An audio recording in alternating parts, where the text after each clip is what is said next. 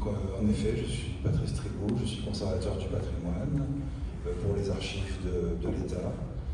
Et je suis le responsable du service historique de la Défense à Toulon.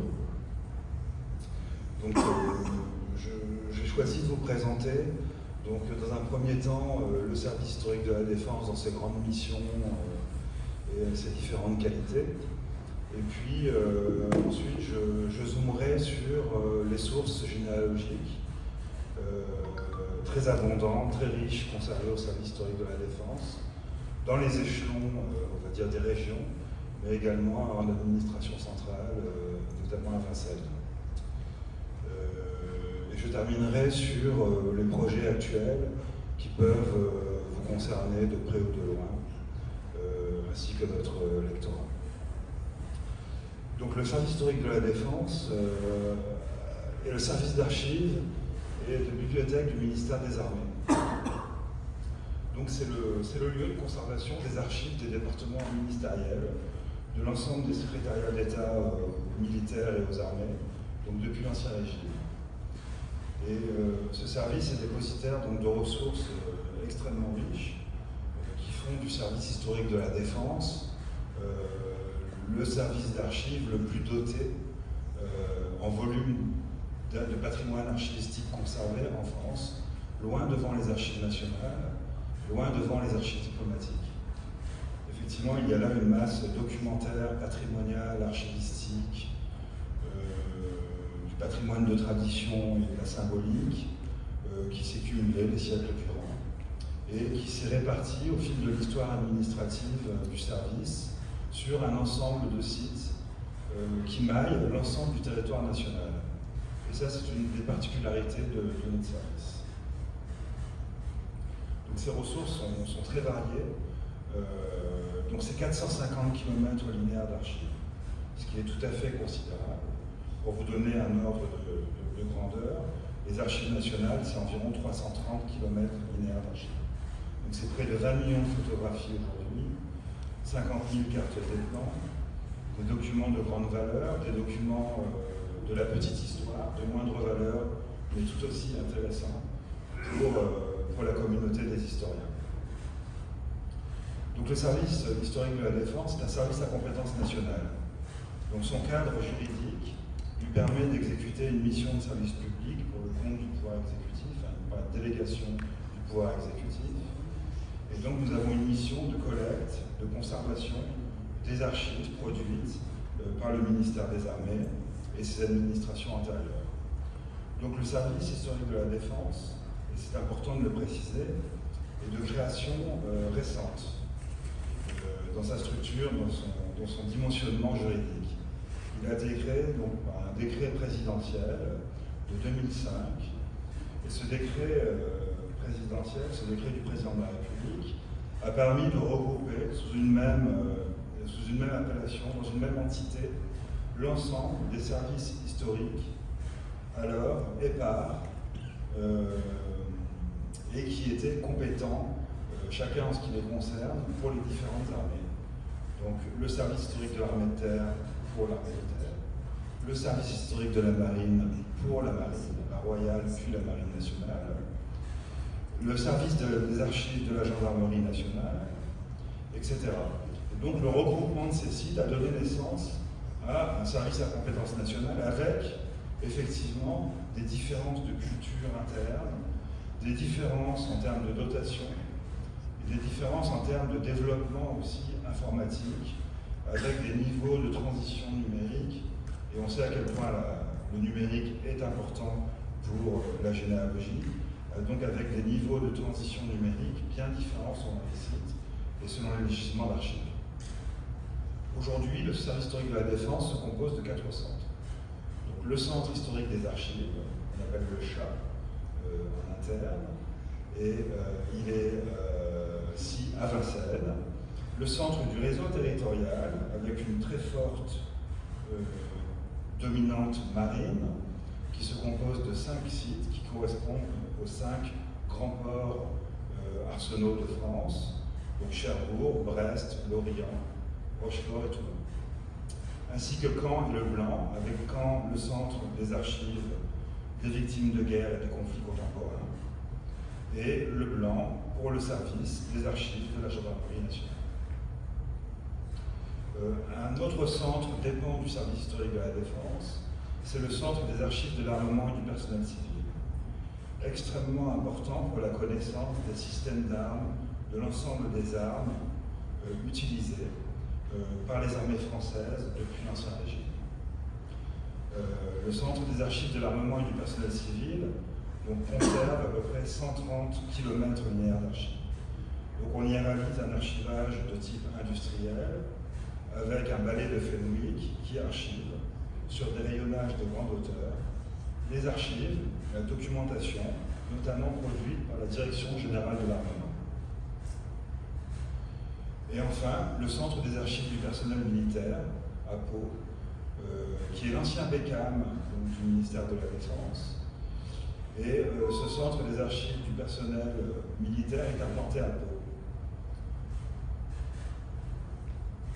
Donc le centre des archives du personnel militaire, je suppose que certains d'entre vous le connaissent déjà, puisqu'il est le lieu de conservation des dossiers de personnel militaire non officier, pour être très schématique, non officier dans ses grandes largeurs.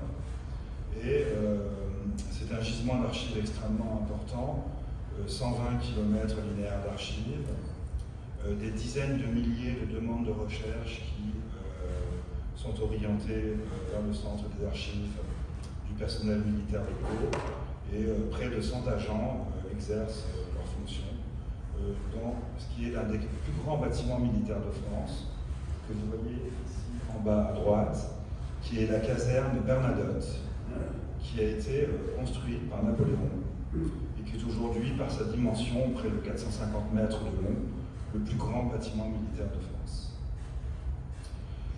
Au-dessus, une photo du centre des archives de l'armement et du personnel civil, donc installé à Châtellerault. C'est l'ancienne Manu, ce qu'on appelait la Manu, c'est la manufacture d'armes de Châtellerault, voilà, qui a été en partie classée monument historique, qui a été réhabilité et qui abrite aujourd'hui des gisements d'archives, notamment en lien avec les armes françaises. Donc le centre du réseau territorial, qui nous concerne davantage aujourd'hui, puisque je représente l'échelon de Toulon.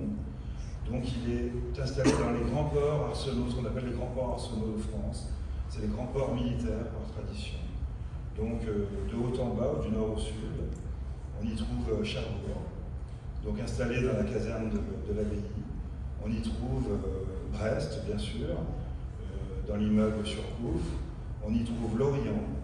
On y trouve Cherbourg, donc 4 sites pour la façade atlantique, 4 antennes, avec une forte dominante marine, des archives essentiellement ayant trait à la marine, versées par la marine nationale, et puis un site pour Toulon, que je n'ai pas représenté ici, mais que vous verrez plus tard. Donc le service historique de la Défense à Toulon est installé dans un bâtiment prestigieux, puisqu'il s'agit de la Grande Corderie Royale de Toulon, donc construite par Louis XIV pour doter la France d'une grande marine de guerre. Donc ce bâtiment a été réalisé d'après les plans de Vauban et il a été mis en service à la fin des années 1680. Vauban étant lui-même venu à Toulon constater la fin des travaux. Et ce bâtiment est aussi connu pour les bagnards qu'il a abrités en son sein durant des décennies, presque 2 siècles. Et c'est un bâtiment évidemment très prestigieux qui n'a jamais cessé d'être utilisé par la marine. Donc collecter, conserver, communiquer, valoriser, c'est effectivement les missions des services d'archives publiques, celles qui s'attachent au service historique de la Défense, dans tous ces sites. Donc nous collectons les archives réglementaires produites par le ministère des Armées et notamment la Marine nationale. Donc à Toulon, nous collectons près de 400 mètres linéaires chaque année d'archives traditionnelles. Donc nous collectons les archives des forces navales, mais également les archives des unités et des formations à terre, les archives produites par la Marine au Proche et au Moyen-Orient. Je pense notamment à la base navale de Camp de la Paix à Abu Dhabi, mais également les archives produites dans les positions en océan Indien. Donc cet accroissement d'archives, 70% de la flotte française est armée à Toulon, ce qui explique ce flux de collecte très important. Donc actuellement, nous vivons effectivement la transition numérique.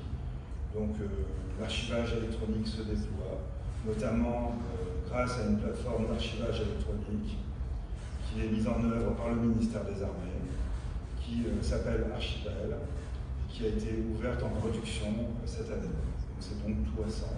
Et cela va monter en charge à l'avenir et dans les années qui viennent. Une autre mission du service historique de la défense, c'est la conservation. Alors c'est peut-être un peu plus éloigné de vos préoccupations, mais c'est quand même intéressant de le savoir.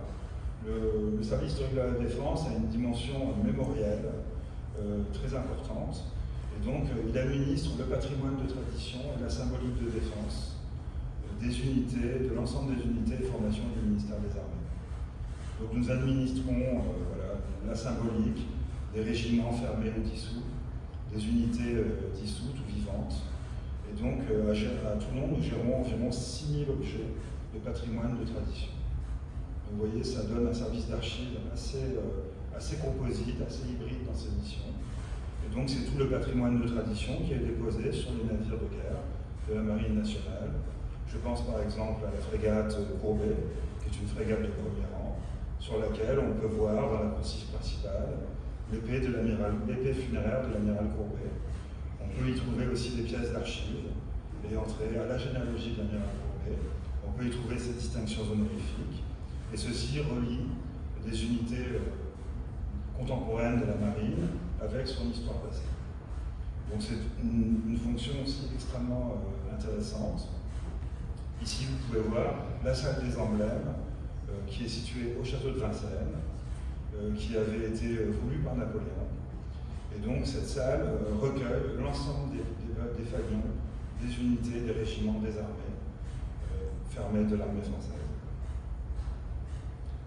Donc le service historique de la défense à Toulon, une petite vue de la grande corderie royale de Toulon, où nous occupons 3 alvéoles avec près de 40 places, 39 places en salle de lecture. Depuis la jauge Covid, nous avons 30 places de lecture ouvertes au public. Et donc nous sommes ouverts du lundi au jeudi de 9h à 17h. Nous conservons nos archives dans l'arsenal de Toulon. Donc les archives, le fond des archives de Toulon a été itinérant. Alors il se constitue là, sa grande particularité, c'est que ce fond se constitue de manière continue depuis Louis XIV.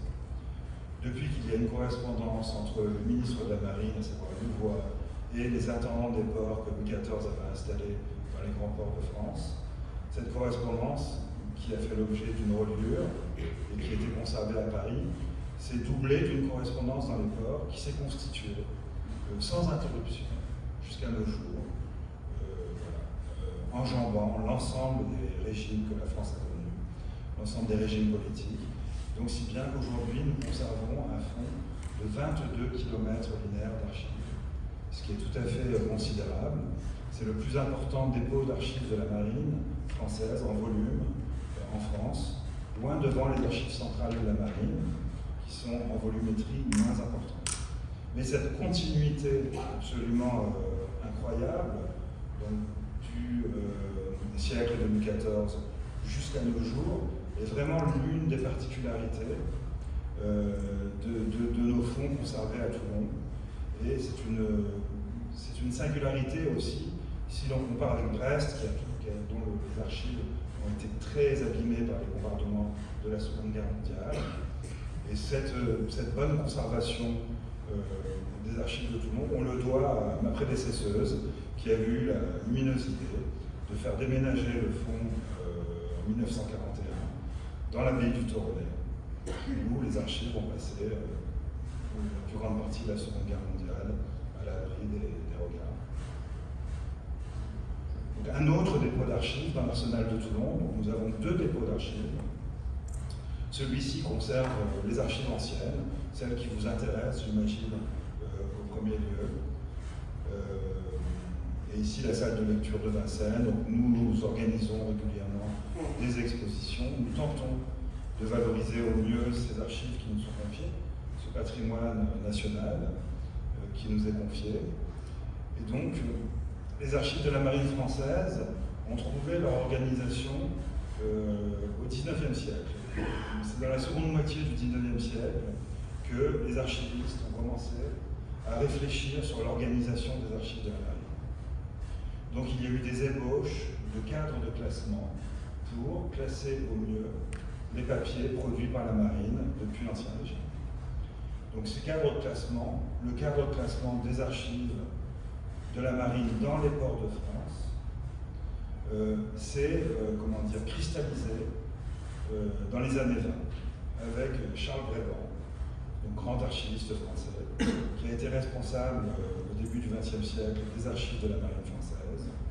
Et c'est lui qui a, on va dire, finalisé, en quelque sorte, qui a abouti le cadre de classement des archives de la Marine dans les grands ports de France. Si bien qu'aujourd'hui, il y a une vingtaine de séries majeures, de grandes séries, où sont classées l'ensemble des archives produites par la Marine. Alors il y a certaines séries que vous connaissez peut-être, qui vont intéresser particulièrement les généalogistes. Alors c'est la série dans l'ordre. C'est d'abord, il manque la série A qui n'apparaît pas. La série A, c'est la série, je ne sais pas pourquoi elle a dû glisser du diaporama. La série A, c'est la série qui concerne le commandement de la Marine dans les ports.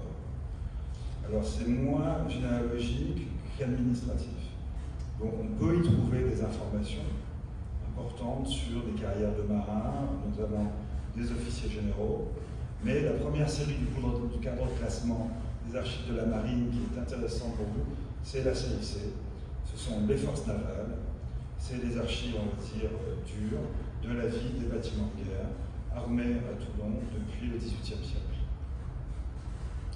Donc la série C, elle s'est beaucoup, elle a beaucoup évolué dans les papiers qu'elle a recueillis. C'est-à-dire qu'entre sa création à la fin du 19e jusqu'à sa clôture, dans les années 80, le service historique de la Défense, notamment de la Marine, est passé tardivement à la série continue, ce qu'on appelle le versement dans la série continue. Donc la série C a été fermée dans les années 80. Donc il y a une très grande disparité de papier, mais c'est une série qui est très abondante en rôle d'équipage. Et ça, j'ai lâché une première typologie, j'ai nommé une première typologie de documents que vous connaissez, qui va être évidemment très importante. Ensuite, c'est la série E, les services administratifs. Là aussi, des collections de rôles d'équipage très importantes. Ensuite, c'est la série O, les institutions de répression et les juridictions militaires. Alors, il y a dans la série O un gisement, un patrimoine archivistique de premier plan. C'est le fonds du bagne de Toulon, sur lequel je reviendrai plus tard. C'est celui des galères royales de Vincennes. Et ensuite, c'est la série P, qui correspond à l'inscription maritime, que j'imagine vous connaissez très bien. Le fonds d'inscription maritime à Toulon est une très grande richesse. Il a été conservé dans sa quasi-intégralité, y compris pour d'anciennes colonies françaises, telles que l'Algérie. Et donc le fonds de l'inscription maritime est évidemment un gisement tout à fait exceptionnel dans cette dimension généalogique. Enfin, la série R, que je n'ai pas souligné en rouge, mais qui contient aussi des morceaux de fond, des épaves, qui peuvent intéresser les généalogistes. Je pense notamment au fond du bagne de Nice. On connaît beaucoup le bagne de Toulon, mais au bagne de Nice, et notamment durant la France a hérité des papiers de la période italienne, lorsque Nice était rattaché à l'Italie. Et donc on a hérité d'un certain nombre de dossiers de bagnards liguriens ou sardes. Ce sont des archives très intéressantes qui sont parfois consultées par des spécialistes.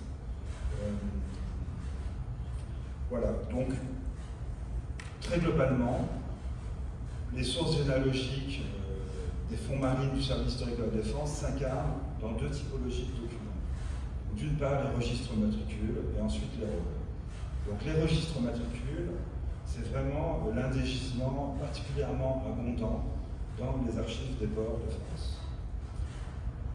Donc la matricule, elle s'est mise en place, elle s'est organisée au milieu du XVIIIe siècle. Et à partir de ce moment, l'État, à savoir la couronne, a organisé la matricule des marins. C'est-à-dire que tout marin engagé pour l'État se voyait ouvrir une case matricule dans un registre. Alors, au fil des siècles, au fil des décennies, au fil des régimes, ces registres ont évidemment changé de visage. Alors, il existe des études scientifiques sur le visage de ces registres, sur l'organisation des registres eux-mêmes. Donc, au XIXe siècle, on atteint parfois plus de 10 colonnes où il y a des mines de renseignements avec un luxe de détails absolument inouï. Au XVIIIe siècle, c'est évidemment plus schématique. Et au XXe siècle, on revient à quelque chose de beaucoup plus écaré, également plus schématique. Donc, les registres matricules permettent de suivre la carrière d'un marin. Et ça, c'est vraiment essentiel de le comprendre. La première chose, le premier réflexe à avoir lorsqu'on recherche des informations sur la carrière d'un marin, c'est se poser la question de savoir s'il existe une matricule, une case matricule pour ce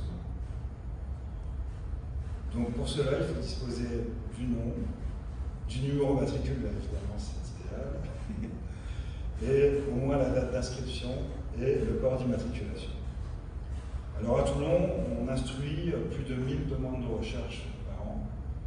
Et donc beaucoup de nos compatriotes nous écrivent en nous donnant simplement le patronyme, le nom patronymique. Et donc évidemment, on est dans la capacité bien souvent de répondre à des demandes aussi schématiques. Donc on demande des précisions. Donc, très souvent ces compatriotes retrouvent les informations, les envoient, et nous pouvons effectivement retrouver la plupart du temps dans les registres matricules de la série M, puisque les registres matricules sont conservés dans la série M, ils ont été versés dans la série M, qui est la matricule des marins de l'État. Et certaines sous-séries sont plus importantes que d'autres, mais toutes comportent des mines de renseignement. Donc ici, j'ai pris un exemple de case matricule pour 2 marins. Alors ici, il s'agit d'un registre matricule côté 1M1 154, donc qui est extrait de la série 1M1 de la partie matricule des équipages de la flotte. Donc à Toulon, depuis le XVIIIe siècle, il y a ce qu'on appelle le dépôt des équipages de la flotte. Alors c'est le pendant, si vous voulez, des forces navales navigantes. Donc les marins, lorsqu'ils n'étaient pas embarqués, ils pouvaient être au dépôt, soit pour des raisons médicales, soit pour des raisons de transition de carrière, soit pour des raisons de nouvelle affectation. Et le dépôt des équipages de la flotte a été particulièrement important à Toulon. Alors au XIXe siècle, c'était encore un dépôt flottant, c'est-à-dire que c'était un bateau au ponton qui servait de dépôt pour les marins. Au XIXe siècle, vers 1857, on a construit la caserne Montebello dans un style néo-italien, très luxueux, qui est aujourd'hui le commandement de la base navale de Toulon, dans l'arsenal de Toulon, et qui sert aujourd'hui de dépôt des équipages de la flotte. Donc le dépôt des équipages de la flotte a produit des registres matricules qui sont extrêmement précieux et qui sont riches d'un luxe de détails tout à fait renversant, parfois avec des descriptions physiques, bien sûr, avec des informations sociologiques, avec des informations relevant également de l'état civil, évidemment, des informations sur les génitales également. Donc tout ce luxe d'informations qui permet vraiment de mettre en relief, de donner chair, en réalité, à la vie de ces marins, Et la plupart des marins au dépôt étaient des marins d'équipage, c'est-à-dire des officiers mariniers pour la plupart, ou des matelots. Et donc, effectivement, ils ne trouvaient pas, enfin, leur carrière ne trouvait pas corps dans des dossiers soigneusement conservés en administration centrale. Et donc, c'est évidemment ce qui fait la richesse de ces archives. D'autres cases matricules, alors la vue n'est pas très claire, mais il y a des informations. À certaines époques, on utilisait des cachets, des tampons, pour, voilà. Alors il y a des tampons, par exemple, certificat de bonne conduite, qui donnaient droit à des gratifications pour la pension ou qui relevaient la solde. Il y avait aussi des tampons qui faisaient mention de condamnation ou de mauvaise conduite, et qui, à l'inverse, voilà, permettaient d'amoindrir la solde de ces marins qui, jusqu'à une époque assez tardive, étaient payés à la journée, à la tâche. Donc le service historique de la défense, aujourd'hui, dans l'arsenal, l'un des dépôts est construit à l'emplacement de l'ancien service de la solde, c'est-à-dire ce bâtiment, ce quartier, où les marins venaient toucher leur solde en espèces sonnantes et trébuchantes, jusqu'au début du XXe siècle, jusqu'à une époque assez tardive. Et donc, les registres matricules, alors, dans les archives de la marine, les archives administratives de la marine, registres matricules, rôle d'équipage, rôle d'armement, rôle de solde, effectivement, toutes ces archives concourent à la paye du marin. Alors, selon les époques, on a des rôles spécifiques qui vont créer. Au XIXe siècle, on va avoir des rôles de solde qui ne vont concerner que la rémunération des marins. Mais selon les époques, voilà, selon l'état de la flotte, selon l'état de la marine, on a pu avoir des documents qui servaient sur ces différents registres. D'où la difficulté, d'où la complexité de ces archives, voilà, qui obéissent à des modes de gestion dont la permanence existe depuis le XVIIIe siècle, mais à chaque fois, à chaque décennie, il y a des cas particuliers, il y a des variantes, il y a de nouveaux formulaires, de nouveaux registres mis en place. Donc les rôles sont évidemment extrêmement importants. Donc registre matricule, c'est pour la matricule administrative des marins. Les registres matricules ont été informatisés par la marine à partir des années 60-70, d'abord mécanographiés et ensuite informatisés. Mais pour une période du XXe siècle qui va des années 20 jusqu'aux années 50, les registres matricules sont toujours utilisés par la marine et ils ont toujours le statut d'archives intermédiaires. Ce ne sont pas encore des archives définitives. Si bien que ces archives sont conservées par une administration de la marine qui est la direction du personnel militaire de la marine, la DPMM, qui a son siège à Tours et qui conserve des archives contemporaines de matricules de marine dans le fort Lamalgue à Tours. Et ça, c'est une unité toujours vivante de la Marine nationale. Et donc, nous, au service historique de la défense, nous communiquons toutes les semaines avec le bureau des matricules de la Marine au fort Lamalgue, puisque nous avons des archives complémentaires pour les périodes, pour le XXe siècle, pour des périodes contemporaines. Donc les rôles des forces navales et des unités d'information à terre sont les rôles de l'ensemble des navires armés à Tours. Donc leur particularité, c'est qu'il s'agit de registres annuels, et ça c'est une constante. Cela découle d'une autre typologie de documents qui vous intéresse moins, que je n'évoquerai pas aujourd'hui, mais qui sont les journaux de bord et de navigation, qui correspondent évidemment à des campagnes annuelles de ces bâtiments de guerre. Et de ces journaux de bord et de navigation, c'est vraiment, là pour le coup, on est sur la typologie d'archives centrale de la vie du bâtiment, c'est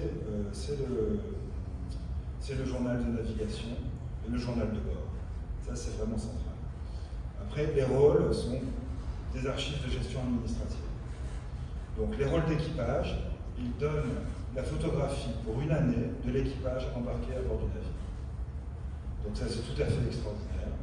À Toulon, nous avons un fonds tout à fait prodigieux. Nous avons l'ensemble des rôles d'équipage, des rôles d'armement et des rôles de solde pour l'ensemble des bâtiments de guerre armés à Toulon depuis la fin du XVIIIe siècle, mais surtout depuis la Restauration. Surtout à partir des années 1820-1830, là on commence à trouver des collections très complètes. Donc c'est tout à fait prodigieux, c'est un fonds qui est très consulté.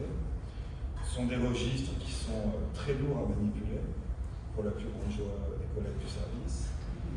Et dans les ports, pendant très longtemps, on a relié des archives très lourdes, avec des reliures, des cartonnages très épais, reliés de bandeaux de cuir, parce qu'il fallait que ce soit résistant, parce que ces archives étaient itinérantes. Et en temps de guerre, c'était transporté à l'arracheuse. Et donc, ces rôles sont tout à fait, ce sont tout à fait des pièces voilà, essentielles pour qui veut savoir qui était sur ce bâtiment de guerre à telle époque. Et donc les rôles d'équipage sont organisés, par classement hiérarchique. Donc il y a d'abord l'état-major du bâtiment, avec le commandant du bâtiment, son état-major, donc ses officiers supérieurs, autour du bâtiment. Plus le bâtiment est important, plus l'état-major l'est également. Et ensuite, il y a les officiers mariniers supérieurs et les officiers mariniers qui sont classés par spécialité. Donc ça, c'est également une constante qui s'est constituée au début du XIXe siècle et qui a perduré jusqu'à nos jours d'ailleurs, puisque les enregistrements informatiques qui sont faits aujourd'hui déclinent de cette organisation de la marine. Donc ces registres, ces rôles, qui sont toujours des registres, la plupart du temps. Alors pour l'Ancien Régime, on peut avoir des rôles d'équipage, des rôles de solde, qui sont des pièces reliées. On en a dans les fonds d'archives privés que nous conservons à Toulon. Nous avons des rôles d'équipage du XVIIIe siècle, qui sont tout à fait intéressants, mais ce sont vraiment des pièces isolées. Pour les archives d'Ancien Régime, il faudra se tourner vers les archives nationales. Car vous n'êtes pas sans savoir que depuis 1899, le ministère, le secrétaire d'État à la guerre, a confié aux archives nationales le fonds marine d'Ancien Régime. Alors ça, effectivement, ça fait l'objet de débats houleux, très passionnés chez les archivistes depuis 1900. Et encore actuellement, on se demande toujours chaque année quand les archives nationales rendront au service historique de la défense le fonds des archives de la marine d'Ancien Régime. Voilà, sujet ô combien sensible, mais ô combien intéressant. Donc effectivement, ça a été le fait d'un politique, c'est le président du Conseil en 1899 qui avait pris la décision pour des raisons pratiques, parce que l'hôtel de la Marine, place de la Concorde, était plein. Il n'y avait plus de place pour accueillir de nouvelles archives. Donc c'est une décision radicale qui a été prise, puisque l'hôtel de la Marine n'avait plus de place pour accueillir de nouvelles archives. C'est les archives nationales qui avaient récupéré le fonds pour faire de la place à l'hôtel de la Marine.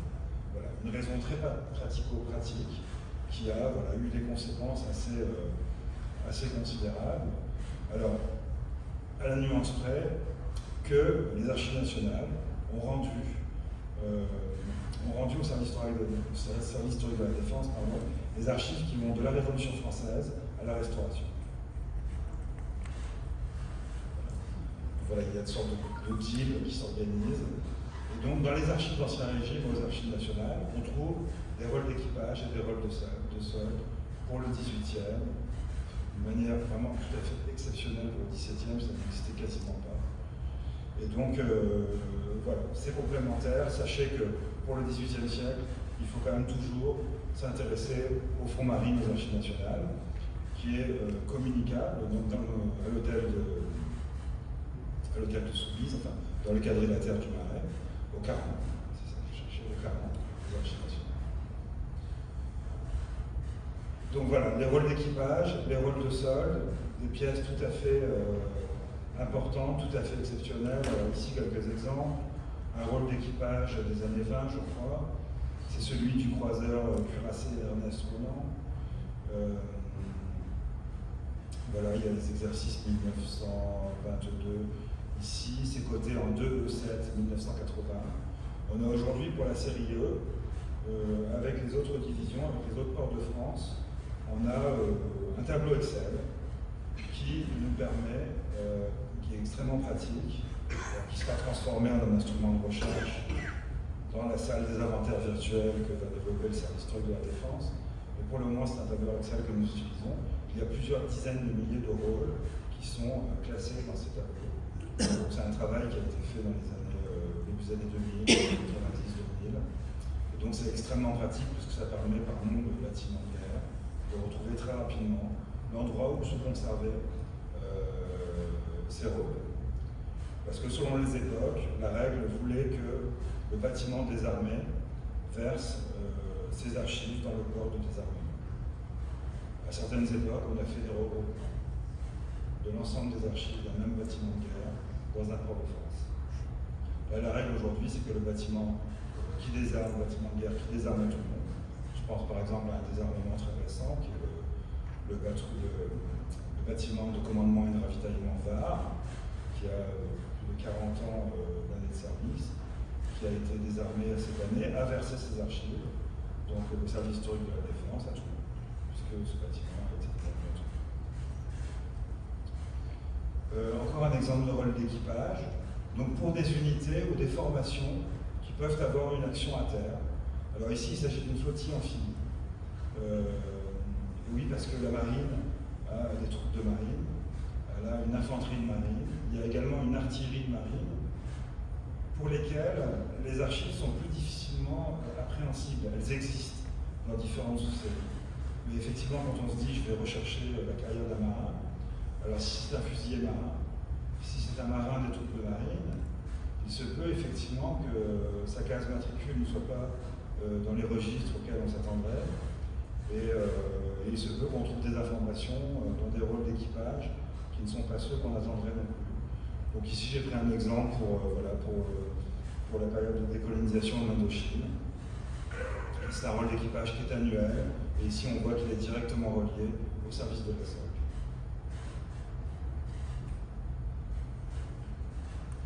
Alors ici un rôle d'équipage pour une période plus lointaine. C'est un rôle d'équipage d'un vaisseau qui a eu une carrière tout à fait considérable dans la marine française au XIXe siècle. C'est la Provence, qui était un vaisseau de première ligne, un vaisseau de 80 canons, donc tout à fait énorme. Et donc ce bâtiment a eu une carrière de près de plus de 60 ans. Et ici c'est un rôle d'équipage de 1828. Où on trouve effectivement des cases rayées. Alors les cases rayées dans les rôles d'équipage de la marine, c'est mauvais signe. Alors, la case rayée, c'est que le marin est toxique.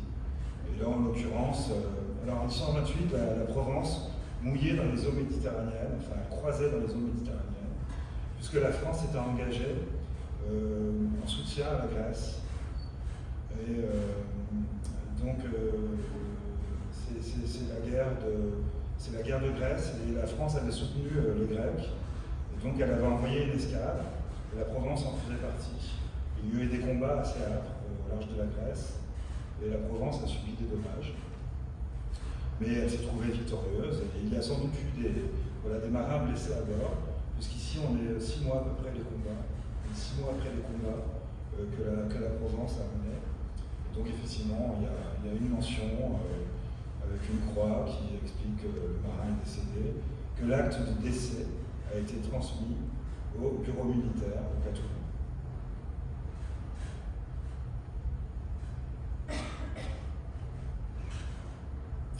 Donc les rôles d'équipage permettent aussi, pour certains d'entre eux, de retracer les mouvements du navire. Donc ça peut être extrêmement utile aussi dans certains rôles d'équipage. Alors pardon pour la reproduction qui est vraiment très mauvaise. Mais ici, c'est un bâtiment qui a croisé, donc c'est le Tarn. C'est un bâtiment qui a croisé en Méditerranée orientale, d'abord au Maghreb, puis ensuite en Méditerranée orientale. Et donc on a tous les ports d'escale, toutes les escales de l'année qui sont soigneusement notées, avec les dates d'arrivée et les dates de départ. Donc c'est très intéressant puisque lorsqu'on croise avec les carrières de marins, ça permet d'avoir des informations supplémentaires. Ça peut permettre aussi d'infirmer ou de confirmer certaines informations qui peuvent être incomplètes. Enfin, ça fait partie des enquêtes de généalogie qu'on peut mener dans la marine pour avoir des informations sur la vie de bâtiment. Alors, je ne suis pas exprimé non plus sur toutes les collections d'imprimés auxquelles vous pouvez avoir recours, notamment les annuaires de la marine, qui sont les imprimés depuis la fin de l'Ancien Régime, qui donnent un état nominatif de la marine française. Alors surtout pour les officiers généraux et supérieurs, de manière moindre pour les officiers mariniers, et pour les équipages de manière souvent très absente, très lacunaire. Mais lorsqu'on recherche des marins officiers, c'est évidemment une très grande utilité. Donc l'annuaire de la marine, on en a une collection complète, évidemment, en salle de lecture, accessible à nos lecteurs. On les a fait relier récemment, puisqu'ils étaient en piteux état. Donc c'est des outils qui sont évidemment très importants. Et puis par ailleurs, il y a le dictionnaire que vous connaissez peut-être, donc le dictionnaire des bâtiments de la flotte de guerre française, en 2 volumes, qui a été réalisé par un capitaine de frégate qui est en poste à Bretagne, qu'il a réalisé à partir des fonds des ports de France. Et donc c'est extrêmement précieux, parce que pour chaque bâtiment, on a une carte d'identité schématique avec les différentes escales, les faits de gage, les faits d'armes, etc., etc. Alors, dans certains rôles d'équipage, on a, pour certaines périodes, en temps de guerre, on peut avoir des rôles de disparus. Alors, les rôles des disparus, il y en a un certain nombre pour la Seconde Guerre mondiale, notamment pour le Montcalm, qui est un croiseur de premier rang, qui a combattu en 1940 à Dakar. Et donc là on trouve, je crois que j'ai mis plusieurs cases. Alors là on trouve une case qui correspond à un certain Mollet, dont il est signalé, dont il est précisé que le marin est débarqué. Et puis là on a 2 cases pour l'année 1941. Donc on a une première case, donc c'est un marin qui s'appelait Pi. Et donc celui-ci est décédé durant 1941, durant le combat du Montcalm au large de Dakar. Et donc l'état-major administratif du bâtiment de guerre a dessiné une croix rouge sur la case du marin. La case est rayée. Donc les cases antérieures étaient rayées également.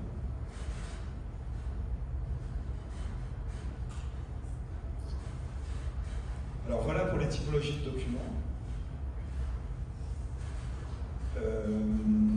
Donc ces sources généalogiques, on les trouve également dans d'autres sites du service historique de la Défense.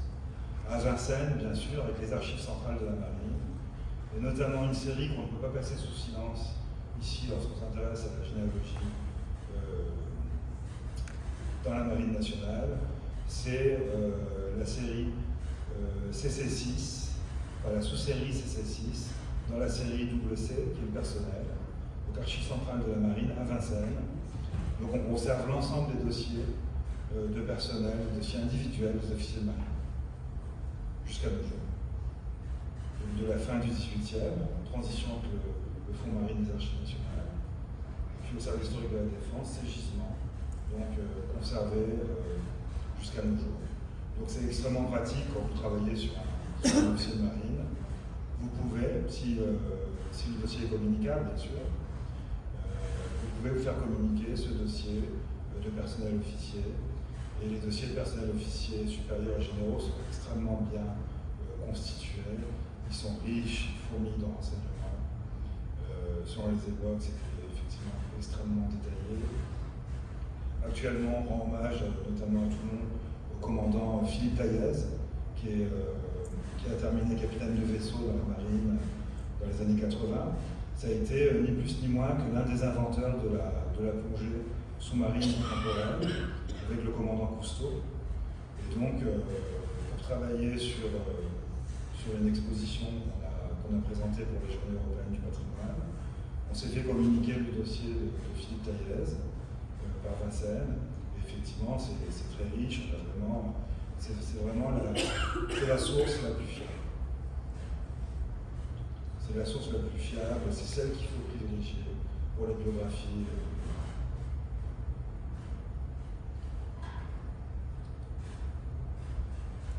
Donc la série des dossiers d'officiers de marine. Donc les archives des anciens régimes sont effectivement déposées aux archives nationales, je l'ai dit. Les échelons des ports, alors effectivement, mes homologues dans les grands ports de France conservent les mêmes typologies d'archives, avec évidemment des richesses de fonds plus ou moins variables. On comprendrait bien que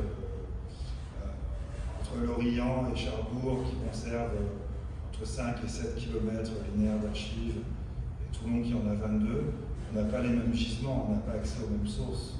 Néanmoins, tous ces sites conservent des sources très riches, qui sont complémentaires les unes des autres.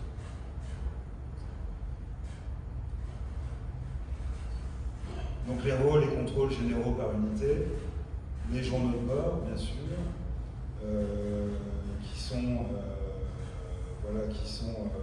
l'une des pièces essentielles pour la connaissance de la marine. Je vais accélérer parce que je crois que j'ai largement dépassé le temps qui m'était imparti. Très rapidement, sachez que nous conservons également des sources qui concernent la marine marchande, le commerce et la pêche, et ici. Très bien, merci. Donc pour la marine marchande, l'une des sources majeures est l'inscription maritime. Donc l'inscription maritime, donc, elle remonte au XVIIIe siècle, au milieu du XVIIIe siècle, lorsque l'État s'est donné mission. Là c'était la couronne pour le coup. Donc il s'agissait de contrôler, ce n'était pas une volonté, philanthropique de l'État, d'administrer l'ensemble des marins. Il y avait aussi une visée de renseignement qui travaillait sur mer. Et donc l'État s'est donné la mission de réaliser l'inscription maritime de l'ensemble des marins. Donc marins militaires, mais également des marins marchands. Donc, les pêcheurs, à la fin du XVIIIe siècle, qui avaient une patente de pêche dans le port de Toulon, eh bien, ils étaient inscrits maritimes et ils étaient suivis, administrés, gérés par l'État. Donc les archives de l'inscription maritime sont divisées par quartier maritime. Donc de manière très brève, donc les façades maritimes de la France, qui sont exceptionnellement longues et riches, ont été découpées en quartiers. Et donc chaque quartier était administré par un échelon administratif. Et donc l'inscription maritime à Toulon est très riche. C'est plusieurs kilomètres linéaires de registres. C'est tout à fait considérable. Alors la complexité des archives de l'inscription maritime est légendaire à juste titre, parce qu'il y a une grande variété de documents qu'on peut trouver dans les registres de l'inscription maritime. On trouve des cases matricules, bien sûr, mais on trouve également des rôles d'équipage ou de solde. On peut trouver des rôles de désarmement de bâtiments de la marine marchande. Vous voyez, c'est très variable, c'est parfois très riche, et c'est parfois très sommaire, parfois très acerbe.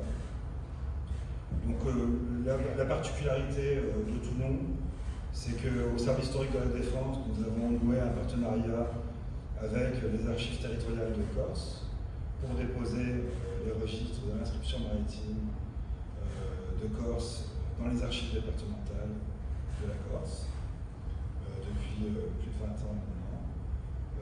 Et puis par ailleurs, nous conservons, et ça c'est une mine tout à fait extraordinaire, nous conservons les archives de l'inscription maritime pour l'Algérie française, donc depuis l'arrivée des Français en Algérie en 1832, jusqu'à une date postérieure au retrait de la France, à la décolonisation de l'Algérie, jusqu'en 1964.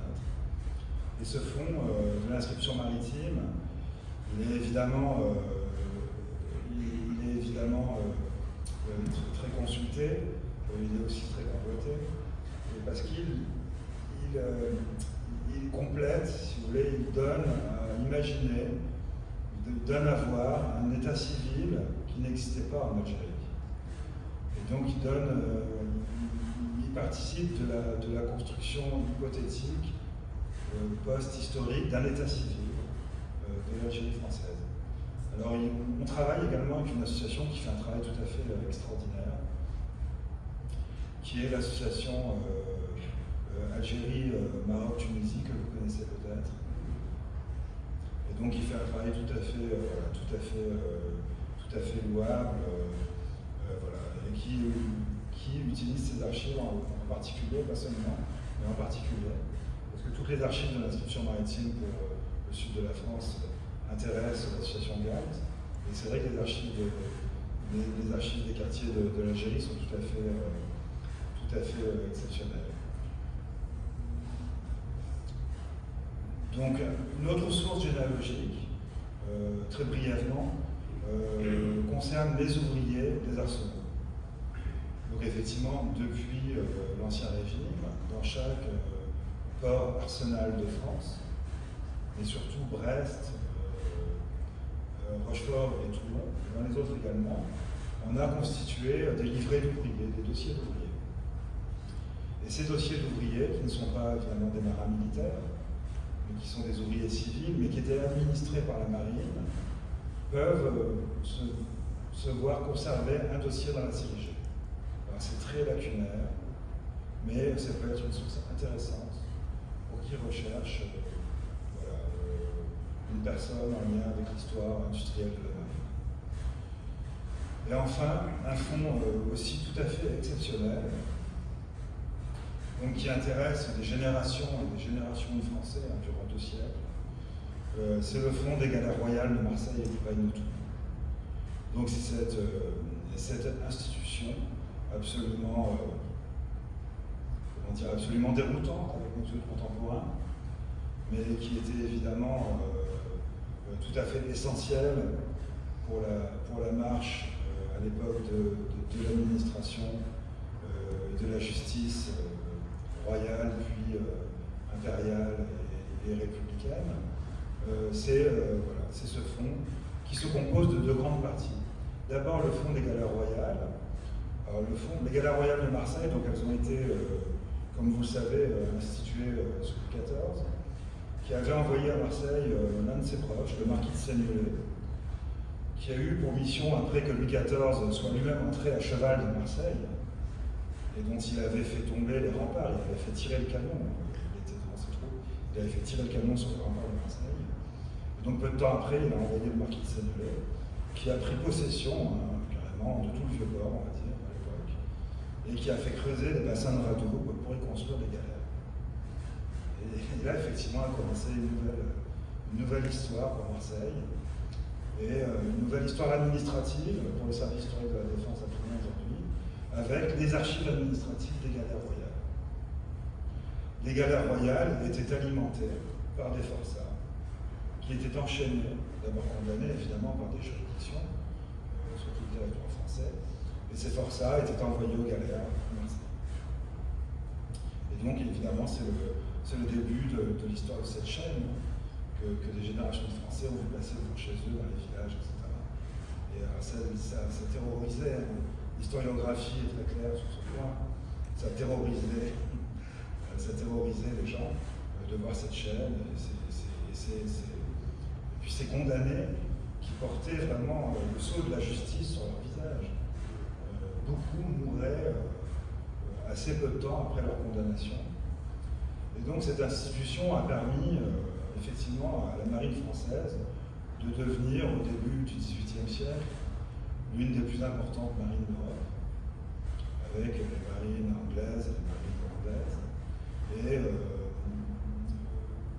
après la mort de Louis XIV, sous la Régence, les galères, pour des raisons purement techniques, pour des raisons d'histoire de la navigation, pour des histoires de technique navale, sont devenues moins performantes, moins utiles en réalité. Et donc c'est sous Louis XV que les galères ont été fermées, abandonnées. Et c'est à cette période qu'on a créé le bagne. Donc la justice a trouvé, c'est perduré en quelque sorte dans l'institution du bagne. Et alors les archives du bagne sont tout à fait exceptionnelles puisqu'elles nous sont parvenues dans leur intégralité. Il n'y a pas eu de perte, donc on a les archives de la Chiourne, on a les archives administratives de la Chaîne, on a les registres matricules des forçats puis des bagnards. Donc c'est un fonds tout à fait extraordinaire, avec des archives tout à fait somptueuses pour l'Ancien Régime. Et c'est vraiment un fonds tout à fait exceptionnel, dont je souhaiterais qu'il soit numérisé.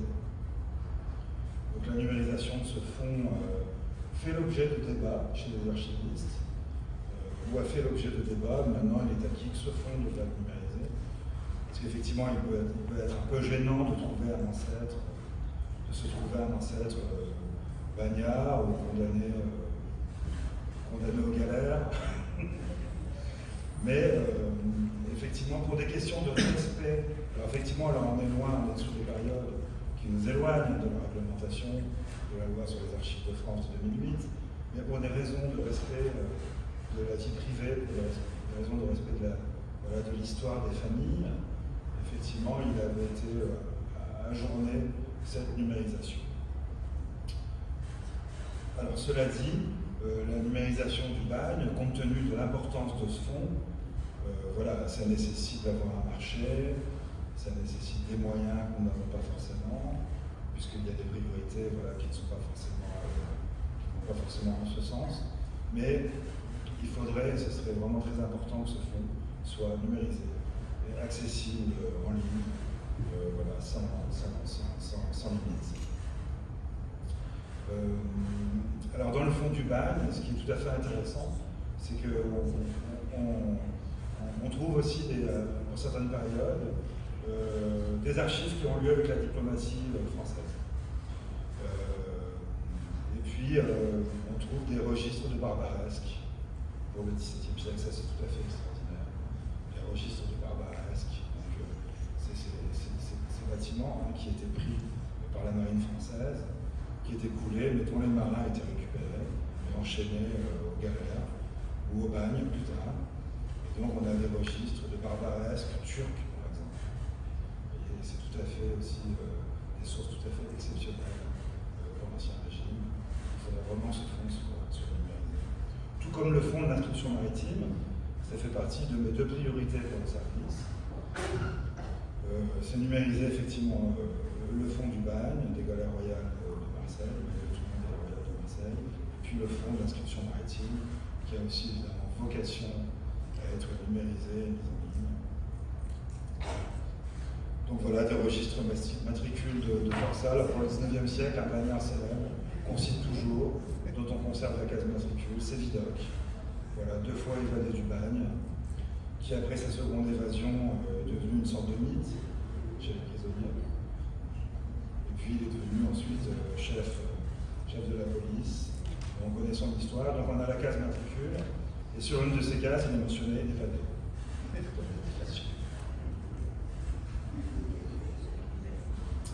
Voilà le registre matricule des forçats. Voilà une photographie pour terminer cet exposé sur les principales sources généalogiques conservées par le service historique de la Défense. Il y en a d'autres, hein, après on pourrait évidemment rentrer dans les détails très longtemps. Mais ici, voilà, c'est une photographie, on a des séries iconographiques qui sont aussi très riches.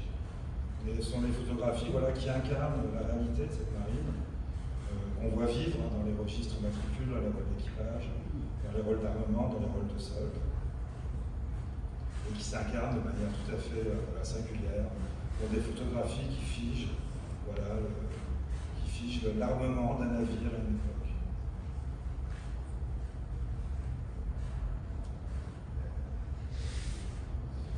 Oui, autre source que j'avais prévu de mentionner très rapidement, ce sont les archives de santé de la marine. Et c'est vrai que pour être tout à fait plus complet en tout cas, il faut mentionner ces archives de santé de la marine qui sont riches à Toulon. Donc c'est la série F, hein, les papiers de santé ont été classés dans une série qui est la série F. Alors à Toulon, on a la chance d'avoir des pièces qui remontent au XVIIe siècle, qui sont tout à fait extraordinaires. On a par exemple le registre d'entrée des malades de l'hôpital maritime Saint-Louis à Saint-Mandrier, qui n'existe plus aujourd'hui. Donc ça, c'est une pièce tout à fait remarquable. Et donc on y trouve donc les noms des marins, leur date d'entrée dans l'hôpital. C'est très schématique, mais voilà. Et donc la pièce la plus ancienne que nous conservons de cet hôpital maritime, c'est 1670. Donc c'est quand même une très haute époque.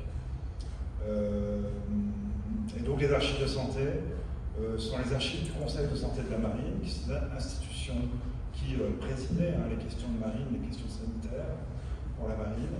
Et puis la marine avait ses propres infirmeries, ses propres hôpitaux qui ont produit des archives, qui ont été versées récemment à Toulon, au service historique de la Défense, puisque lorsque je suis arrivé, lorsque j'ai pris mes fonctions à Toulon il y a 5 ans, j'avais dans mon panier de provisions le traitement d'un fonds qui était connu, qui se trouvait dans les entrailles de l'ancien hôpital Sainte-Anne à Toulon, donc qui dépendait du service de santé des armées, et qui était ni plus ni moins que les archives techniques de santé de la marine française, donc armée en Méditerranée et au Levant, de 1890 à 1970.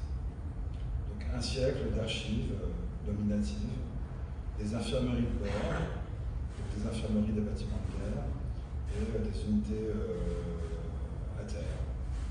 Et donc j'ai monté une équipe dans le service et pendant 3 ans on a traité ce fonds, à raison environ d'une journée par semaine. Alors, on a sauvé ce fonds, puisqu'il avait été conditionné sur des palettes qui elles-mêmes étaient filmées dans un local fermé, si bien que les palettes s'étaient pour certaines effondrées sur elles-mêmes, réduit à l'état de jus de chaussettes. Et donc on a sorti ce fonds avec le concours du service de santé des armées. Et on a traité et sauvé ce fonds. Le fonds était à l'origine, faisait 600 mètres linéaires. Donc on a sauvé, et puis on a sélectionné, pour être tout à fait exact, 130 mètres linéaires d'archives techniques de santé de la marine. Donc on a gardé tout ce qui concernait les temps de guerre, on a gardé tout ce qui concernait les infirmeries coloniales, des anciennes colonies françaises, et on a conservé toutes les séries complètes qui faisaient vraiment modèle. Et donc on a par exemple tous les registres de l'infirmerie, du cuirassé à la Marseillaise de 1914 à 1918. Donc c'est tout à fait, ce sont des archives médicales, mais évidemment qui sont nominatives, qui en ce sens peuvent avoir une valeur importante. Il y a les archives des temps de guerre, les archives des FNFL qui sont évidemment tout à fait passionnantes aussi, qui sont des archives inédites pour le coup. Et donc on va publier, on va valoriser l'an prochain avec une journée d'études, etc., etc. Voilà, j'ai terminé, je vous remercie de votre attention.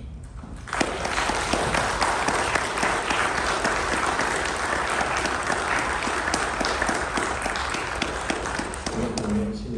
Tribou pour cet exposé où personnellement j'avoue que j'ai appris des choses auxquelles je ne m'attendais pas. Je suppose qu'il y a des questions. Oui.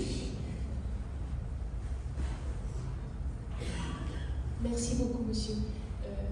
Ces archives, on peut les consulter en salle de lecture, mais pour la Normande que je suis, ça ne va pas être facile. Est-ce qu'il y a possibilité sur le net? Alors sur le net, pour les archives des ports, je ne vous cacherai pas que c'est quand même très lacunaire pour faire de la litote, mais il y a des sources mises à disposition des lecteurs sur le site du service historique de la Défense. Mais pour les archives des ports, je ne vous cache pas que c'est quand même très lacunaire. Il y a énormément de progrès à faire, je ne vous le cache pas, mais ce sera fait, j'ai envie de dire. Ce sera fait. Oui. Alors par correspondance, tout à fait. Donc sur le site internet du service de la Défense, vous allez trouver l'adresse qui permet de nous contacter dans chaque port et à Toulon également, bien sûr. Et donc on vous répond. Voilà, on vous répond dès que possible. Non mais je dis ça, mais on a un taux de réponse qui ferait rougir bien d'autres services d'archives. On répond généralement, alors on vous fait un accusé de réception, bien sûr, mais ensuite on vous répond normalement en moins de 30 jours. Et très souvent dans la semaine ou dans la quinzaine. S'il s'agit d'une case, s'il s'agit d'une... Donc la politique interne du service, c'est de ne pas... Voilà, c'est de ne pas communiquer plus de 10 documents par voie électronique, parce que sinon ça ramènerait l'équipe chargée des recherches dans le service trop loin. Donc on essaye d'avoir un niveau maximum de service au public, tout en se gardant une marge de manœuvre pour pouvoir fonctionner, parce que sinon ça serait compliqué. Donc voilà, 10 documents maximum envoyés en ligne, c'est déjà et sinon, on invite bien sûr à venir, les lecteurs à venir dans notre salle de lecture. Vous savez que l'un des enjeux actuels des services d'archives, c'est effectivement de garder des publics en salle de lecture, de faire vivre ces archives. Alors, il est vrai que le numérique révolutionne nos pratiques, et c'est une excellente chose, mais voilà, je crois aussi qu'il faut peut-être aussi parfois se donner la possibilité d'aller en salle de lecture. Vous avez évoqué tout à l'heure une salle d'inventaire virtuelle en gestation, si j'ai bien compris. Oui, tout à fait. Alors, Archipel donc, est en cours de développement. Donc, c'est notre système d'archivage électronique, mais également notre système d'information archivistique. Donc moi-même qui étais conservateur aux Archives nationales, j'ai évidemment connu les débuts de la CIV, des Archives nationales, etc., qui est un modèle aujourd'hui pour les services d'archives français. Donc au service historique de la Défense, voilà, on ambitionne de faire la même chose. Donc on a dématérialisé nos instruments de recherche depuis 2017. On a mené un énorme travail en interne. Lorsque je suis arrivé à Toulon, mais ça c'est un peu mon expérience personnelle, il n'y avait pas d'inventaire dématérialisé sous un format qui permet de générer des instruments de recherche diffusables, mentionnables sur le web. Donc on a mené ce travail de dématérialisation de nos plusieurs milliers d'instruments de recherche, dont certains n'existaient que sous forme de manuscrits, et sous un exemplaire unique, en 2017. Mais ça, c'est la réalité, je veux dire, c'est le dur des services d'archives. On a affaire, effectivement, à des décennies de réalisation d'inventaire, et puis voilà, les pratiques changent, donc on s'adapte. Et ça y est, on a fait ce travail, c'est fini à tout le monde. Donc on va pouvoir injecter tous nos instruments de recherche dans la salle des inventaires virtuels, Archipel, et donc ce sera accessible sur le site internet du service historique de la Défense. Vous avez cité la série MTB pour la défense des côtes. Est-ce qu'elle comprend la nomination des douaniers? J'en cherche un dans les années 1815. Alors j'ai pas bien compris l'intitulé de la série. MTB Défense des côtes. Alors oui, j'ai diffusé une diapo où on voyait la série B. J'en ai pas parlé, je ne crois pas en avoir parlé. Mais alors effectivement, archives des douaniers, non. Dans la série B, non. Bonjour, je voulais savoir si seul Marseille possédait des galères ou s'il y avait d'autres ports en France qui avaient ce genre d'institution. Alors les galères, non, je crois que c'est la seule. Il me semble que c'est sauf erreur de ma part, il me semble que c'est le seul port où on armait des galères, en tout cas on construisait des galères. Alors peut-être qu'à Rochefort, Il y a eu peut-être des tentatives, mais les galères étaient armées pour croiser en Méditerranée, essentiellement. À la fin du XVIIe siècle, la marine française ne s'aventurait pas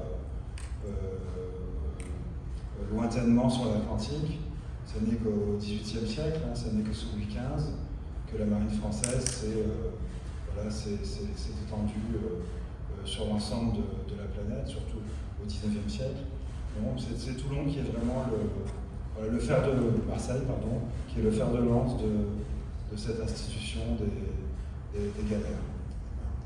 Et les registres de contrôle des bagnards, des matricules des bagnards, des ports, se trouvent vraiment dans les ports et ils ne sont pas aux archives d'outre-mer à Aix-en-Provence. Alors, pour l'institution du bagne, on en trouve ailleurs, bien sûr. Là, je ne parle que des... Alors, le bagne était une institution déclinée. Plusieurs avaient on trouvait un bagne à Brest. Plus tardivement, il y avait un bagne outre-Atlantique. Et donc, à Toulon, on ne conserve que les archives du bagne de Toulon. Okay.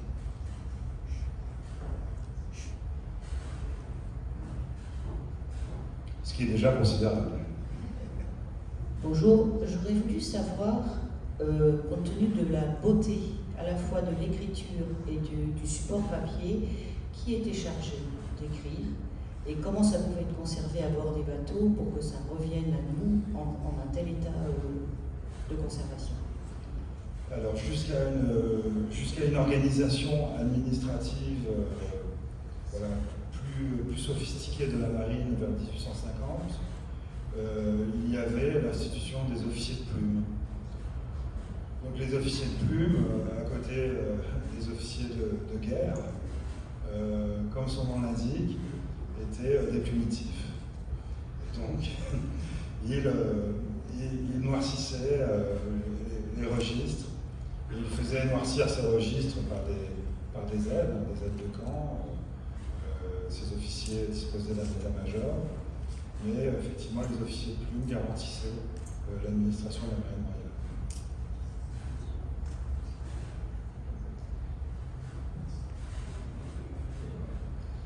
Oui, bonjour monsieur. Oui, bonjour. Donc, j'ai un ancêtre qui était officier de marine.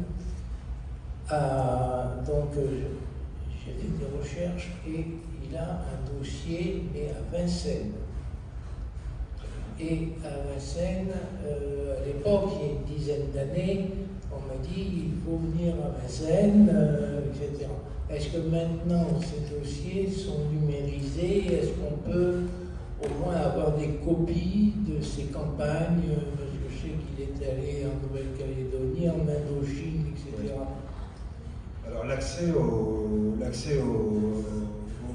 à la série double C à Vincennes, est conditionné à des questions de communicabilité, bien sûr, selon la date des dossiers, et puis conditionné à des questions d'accès physique.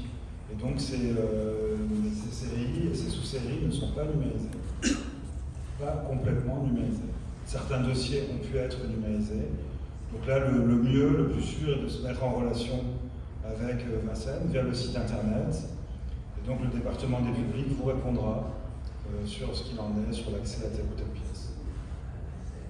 Oui, à Vincennes. Pour un marin ou un officier qui a voyagé aussi bien à la Méditerranée que sur l'Atlantique, est-ce qu'il faut faire des recherches aussi bien à Toulon qu'à Rochefort Est-ce qu'il faut suivre les marins de dépôt en dépôt? Alors oui, c'est possible. Oui, tout à fait. C'est possible, oui, absolument. Oui. On peut trouver, oui, tout à fait, on peut trouver la mention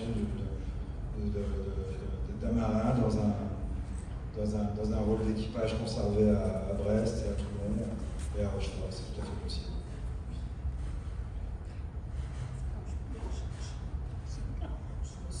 Nous avons des ancêtres qui sont armuriers et qui travaillaient à la manufacture royale d'armes de Charleville. Oui. Et nous n'avons trouvé aucune information concernant ces armuriers, tellement il faut remonter loin. Oui. Et en plus, ils sont originaires de Liège et c'est d'autant plus difficile. Vous avez fait une demande à Vincennes, une demande de recherche. À Vincennes? Oui. Non, pas encore, non. Alors, ce que je vous recommande, alors, pour les armuriers, effectivement, c'est encore voilà, une administration particulière.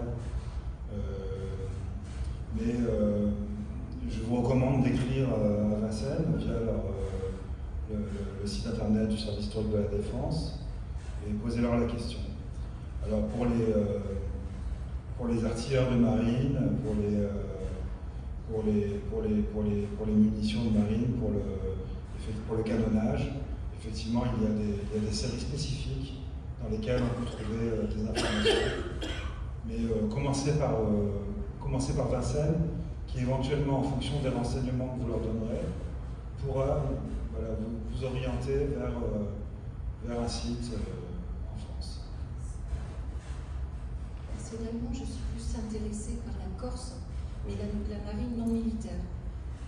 Marine marchande. Voilà, marine marchande. Vous disiez qu'il y avait un partenariat avec les AD de Corse, les archives départementales. Quand je dis partenariat, c'est tout un peu excessif. On a une convention. D'accord. On a une convention de dépôt, donc des archives de l'inscription maritime, Donc, si de la Corse. Pardon. Oui, je vous en prie. Donc, si je veux retracer la carrière, le parcours de mon grand-père, Il faut aller en Corse. il faut aller en Corse. Là, il n'y a rien à Toulon. D'accord, mais ça ne me dérange pas, hein. Pour un marin marchand, D'accord. sauf si ce marin marchand a été marin militaire, ce qui est parfois le cas, à une certaine période de sa vie, auquel cas, nous, on peut avoir des informations. Parce que... Mais pour l'inscription maritime des quartiers de Corse, oui, c'est déposé en Corse. D'accord. Et comme ça n'est pas numérisé, c'est toujours le... Bon, la Corse, c'est très accessible. Hein, Oui, non, ça je sais. je vous le précise. Il y a un ferry qui part de Toulon tous les soirs. Mais parce que quand j'ai cherché sa fiche matricule sur les archives départementales, justement, non, il faut aller voir les marins, le service de la marine. C'était en ligne, hein, bon, peut-être que sur place, je peux avoir l'information. Écoutez, quoi qu'il en soit, vous pouvez passer par nous, et puis on vous répondra. Si on fera volontiers la recherche. La généalogie, ça nous permet de faire aussi des vacances studieuses, passer des vacances dans les dépôts d'archives. Vous nous avez parlé des archives de Toulon marin, mais qu'est-ce qu'il en est de l'infanterie? Est-ce que c'est que Vincennes ou il faut aller ailleurs? Non, on a des archives qui concernent l'infanterie marine. Oui, mais on est toujours marine. L'infanterie de ligne, par contre. Ah oui, alors là, pour le coup, c'est Vincennes. C'est tout Vincennes. Tout à fait. Merci. Effectivement, les ports de France, alors jusqu'à une date très récente, on va dire, ne conservent que des archives marines. Mais alors ça tend à changer et on a été interharmonisé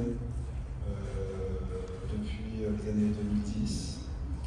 Donc on réalise le contrôle scientifique et technique sur l'ensemble des archives produites par le ministère des Armées pour le quart sud-est de la France.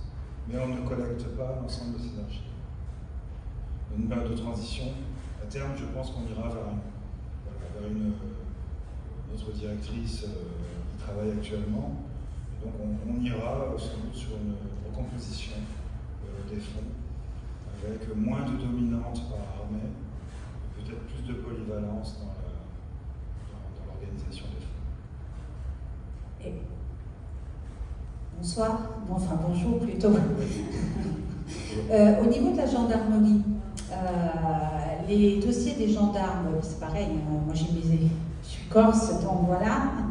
Au niveau de la gendarmerie, où est-ce que je peux retrouver la carrière de mon arrière-grand-père qui était gendarme à cheval en Corse? Alors, le premier service à contacter, c'est le service des archives de la gendarmerie nationale, au Blanc. Ah, c'est au Blanc. Mais vous pouvez passer par Vincennes. D'accord, ok. Merci. Le service historique de la Défense, donc à Vincennes, par son site internet, voilà, collecte les demandes de recherche qu'il répartit ensuite sur les différents sites. Et vous pouvez aussi directement vous adresser au Blanc. D'autres questions?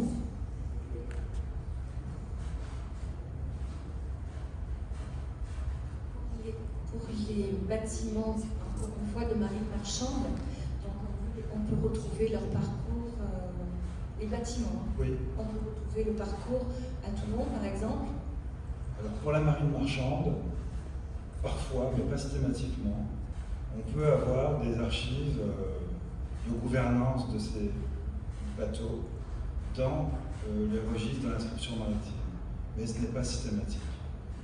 Donc les archives des bâtiments de la marine marchande, elles sont, je ne dirais pas en grande déshérence, ça serait excessif, mais effectivement la situation est loin d'être saine.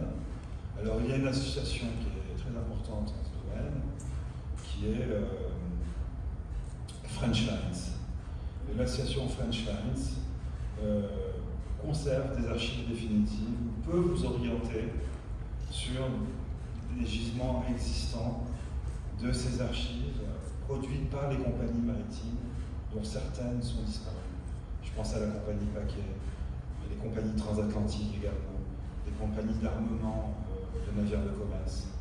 Donc French Lines fait ce travail, vous voyez, de cartographie, de balisage des gisements d'archives qui existent. Mais la situation est loin d'être claire en la matière, elle fait débat, elle est connue. Mais dans l'inscription maritime, il peut y avoir effectivement des archives tout à fait intéressantes sur la vie de ces bâtiments de guerre. Ce ne sont pas des bâtiments de guerre, justement. Pardon. Voilà. La langue à fourcher, c'est un bâtiment de commerce. Voilà, mais justement, parce que j'allais venir, c'est sur un bâtiment de commerce. Alors j'allais dire un fait de guerre, puisqu'il a participé au sauvetage de la Mauricienne, par exemple. Donc je voulais savoir si on pouvait retrouver quelque chose chez lui. Alors effectivement, si ce navire de commerce a été réquisitionné, comme c'est le cas durant les temps de guerre, pour servir de navire hôpital ou de transport de troupes, de même de transport de chevaux, comme ça a été le cas pendant longtemps, effectivement, nous on peut avoir des traces de ces bâtiments pour lesquels était ouvert un rôle d'armement, un rôle d'équipage, puisque là pour le coup c'est l'État qui a armé ce bâtiment, réquisitionné. Donc effectivement, la situation est à chaque fois des cas particuliers. C'est ça qui est intéressant aussi.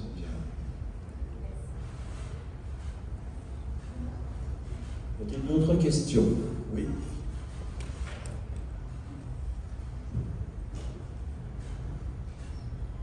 Oui, au Havre, dans le port du Havre, il a donc été instauré un bagne de 1798 à 1803. Il était destiné à recevoir les militaires et les marins déserteurs condamnés au fer. Où est-ce qu'on peut trouver la liste des gens qui étaient enfermés dans ce bagne? Au Havre. Alors pour le Havre, je pense qu'il faudrait contacter le service d'archives départemental correspondant, ou alors contacter Cherbourg, mon homologue de Cherbourg, la Gagny la Chèvre, qui je pense pourra tout à fait vous répondre de manière très précise. D'autres questions?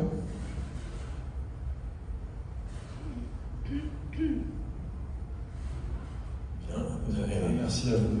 Il nous reste à remercier.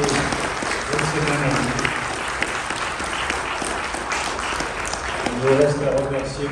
Trigou au nom de la fédération, au nom de sa présidente malheureusement absente, et en remerciement et en souvenir de votre intervention, j'ai le plaisir de vous remettre un petit cadeau qui vous permettra de commencer votre généalogie si ce n'est pas déjà fait. Oui, tout à fait. Bien avancé. Merci à vous.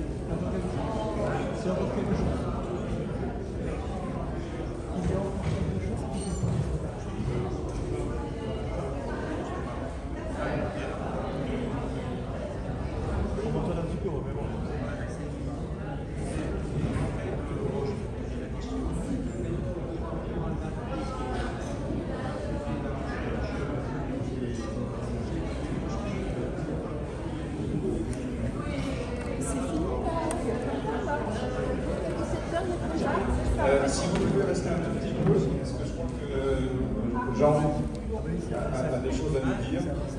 Donc on prend dans 2 minutes. Vous irez à la plage après. Qu'est-ce qu'il y a de